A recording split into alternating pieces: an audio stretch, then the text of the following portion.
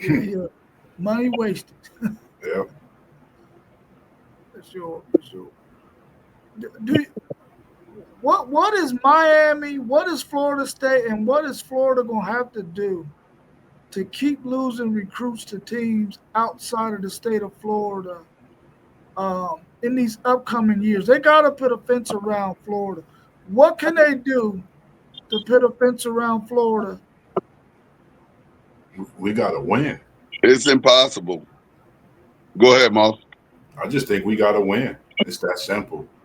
Um, it don't get no better than that. If, for example, Florida State goes undefeated, top team in the playoff, we know what will happen with recruits. Recruits will definitely come. But the thing is, you know, it's just being consistent. You know, you got to put them seasons together and have wins, and you got to be able to compete with a Texas, Ohio State. That nail money is out there, and you got to do things as we just seen. We got outbidded for Cooper. You know, Texas had a bigger offer, bigger bag, and that some of those players it makes sense and it rings bells. So that's something I think as well will have to come into effect. I Man, I think we think get too much talent. Go ahead, Zay. I think the issue with all three of those schools, not so much Florida, but Florida State and Miami, they gotta upgrade their facilities, bro. That's where it starts. These dudes is taking OVs to all these different campuses. Bro, you go somewhere like Georgia, Texas, Ohio State, these are top of the line facilities, bro. You're not gonna choose Miami or Florida State when you go see their facilities and you going to Ohio State or Texas next week or Georgia next week or Bama next week. These teams got top of the line.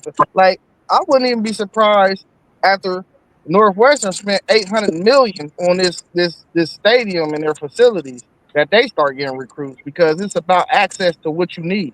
You know what I mean? So man, it's the facilities. I think that's the only reason why a lot of these players leave the state, bro. I think the teams that got these facilities right now, they were ahead of the curve and they seen what was coming down the pipeline and they was putting money into their football program and facilities and medicine, sports medicine, to where they could already be on the level of being a top program in this NIL world. I think that you got to follow the money. And if you look at all the main top programs, that's yearly top programs, what did they do 15, 20 years ago? They put money into their facilities.